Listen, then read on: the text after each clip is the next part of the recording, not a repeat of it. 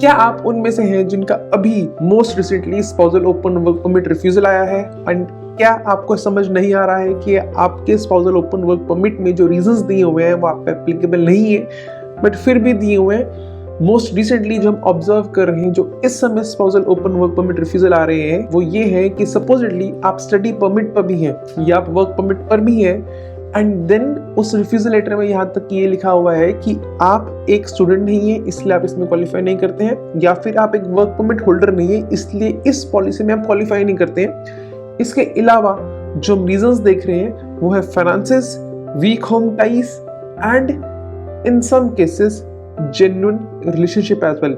हो सकता है आपकी शादी को 2, 2.5, 3, 4 साल हो गए एंड फिर भी आपको ये जेन्युइन रिलेशनशिप का ये जो रिफ्यूजल आया है, दिस इज इंपॉर्टेंट। एंड अगर आप ऊपर में से किसी भी कैटेगरी में फॉल करते हैं then please watch this video. Maybe मैं आपके शायद थोड़े से क्वेश्चंस में मदद कर पाऊं एंड थोड़ी सी क्लैरिटी आपको दे पाऊं। So let's get started. Hello, नमस्ते, सत श्री अकाल, welcome back to our channel. मेरा नाम है हितेश गुप्ता और जैसे कि आप सब जानते हैं मैं एक रेगुलेटेड कैनेडियन इमिग्रेशन कंसल्टेंट हूँ who has his office in Brampton, Ontario, Canada. तो अगर आप कनाडा के अंदर हैं तो कभी भी ऑफिस में आके मिल सकते हैं, एंड अगर आप कनाडा के बाहर भी हैं तो आप हमें कॉल कर सकते हैं, व्हाट्सएप पे कॉल कर सकते हैं, जूम कॉल कर सकते हैं। All the links are there in the description box. ये video specifically spousal open work permit refusals के बारे में बात कर रही है। आजकल फिर से वही ट्रेंड चल रहा है, रिफ्यूजल्स आ रही है, एंड जो मोस्ट एस्टोनिशिंग रीजन है रिफ्यूजल का वो ये है कि शायद आप एक स्टडी परमिट होल्डर हैं, शायद आप अभी पढ़ भी रहे हैं, बट स्टिल आपके रिफ्यूजल लेटर में ये मेंशन किया हुआ है कि आप इस पब्लिक पॉलिसी में क्वालिफाई नहीं करते हैं, या फिर home ties, finances and the last thing is genuine relationship. अगर आप इनमें से किसी भी कैटेगरी में हैं तो प्लीज एक बात का ध्यान रखिए, अगर रिफ्यूजल आया है तो please attach the complete documentation the next time. आपकी तरफ से किसी ना किसी डॉक्यूमेंट में कमी रह गई थी जो ये प्रूव नहीं कर पाए कि हाँ आप इस समय कनाडा में जो आपने क्लेम किया है, अगर आप क्लेम कर रहे हैं कि आप स्टडी परमिट पे हैं तो आपने उस चीज को प्रॉपर जस्टिफाई नहीं किया है।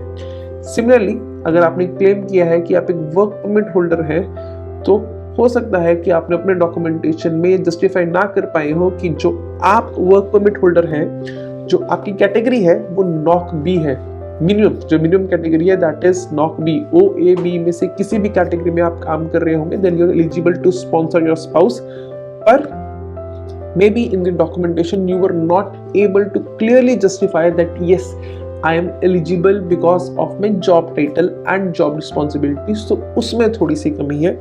बाकी रही फाइनेंसेस की बात, अगर तो आप प्रॉपर जस्टिफिकेशन नहीं दे पाए अपने फाइनेंसेस की, अगर आप नहीं बता पाए हैं कि इन फाइनेंसेस का सोर्स क्या है, या फिर अगर आपने इस फाइनेंसेस को कवर करने के लिए लोन लिया है and that is quite visible in your documents. सबसे पहले तो लोन लेना ही गलत बात है, you can not show encumbered funds, जो मेन रिक्वायरमेंट है that is non encumbered funds, so इस वजह से भी आपका रिफ्यूजल आया है।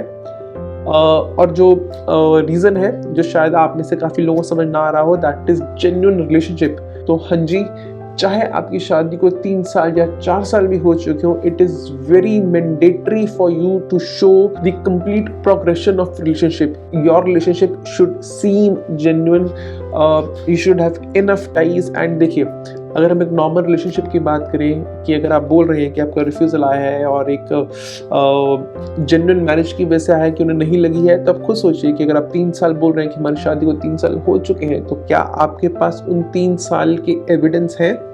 अगर एविडेंस नहीं है आपके पास 3 साल के, सपोजिटली आपके पास उतने फोटोग्राफ्स नहीं है, आपने कभी ईमेल पे कॉन्वर्सेशन नहीं करी क्योंकि आप एक साथ ही रह रहे थे, इतने गिफ्ट्स एक्सचेंज नहीं हुए हैं, कोई इनवॉइस ऑफ गिफ्ट्स नहीं है, तो क्या आपके पास उसका एक जेन्युइन रीजन है जो उस चीज को सप्लीमेंट कर सकता है? अगर है तो good, please put it in the next letter of explanation. अगर नहीं है then we need to think about something else. So इसमें एक और बात, द मोस्ट इंपॉर्टेंट थिंग, इसमें मैं काफ़ी देख रहा हूँ कि जो इस समय रिजल्ट आ रहे हैं SWP के, कुछ के काफ़ी जल्दी आ रहे हैं, कुछ बहुत दिन से वेट भी कर रहे हैं। पर अगर आपका रीज़न जल्दी आया है और वो एक रिफ्यूज़ल है, तो इस समय ट्रेंड चला हुआ है रिकंसिडरेशन लगाने का। आप लोग बिना सोचे समझे रिकंसिडरेशन मत लगाइए एंड प्लीज अपनी उम्मीदें रिकंसिडरेशन में मत छोड़ना. The reason being reconsideration is something which is not established by law. We have seen many cases in which applicants have been waiting since last 3 months. अपनी रिकंसिडरेशन आके 3 महीने से वेट कर रहे हैं सिर्फ इस उम्मीद में कि हमें कभी रिकंसिडरेशन का रिप्लाई मिलेगा. तो अगर आप इस उम्मीद में हैं तो प्लीज सर, अगर आपको अभी तक कोई रिप्लाई नहीं मिला है तो please think about that again and prepare yourself to apply, reapply, because जितना भी आप टाइम वेस्ट कर रहे हैं वो सब you are losing time and हो सकता है आपका स्टडी परमिट एक्सपायर हो रहा हो सकता है आपकी पढ़ाई खत्म होने वाली हो एंड अभी आपके पास नॉक OAB की जॉब ना हो. So please do not make things difficult for you waiting for reconsideration. Reapply, try to work on your documentation and submit a complete file जिसमें कोई भी कमी ना हो, कोई भी डॉक्यूमेंट की कमी ना हो. और हो सकता है कि आपको एक एस्पेक्ट से रिफ्यूजल आई है, सेकंड जो आप अपनी एप्लीकेशन लगाएंगे उसमें वो तो कवर करिए प्लस साथ में please also assess your file कि कहीं कोई और कमी तो नहीं रह गई थी, कहीं कोई ऑफिसर किसी और चीज को पकड़ के हमारा रिफ्यूज तो नहीं कर देंगे एंड देन रीअप्लाई.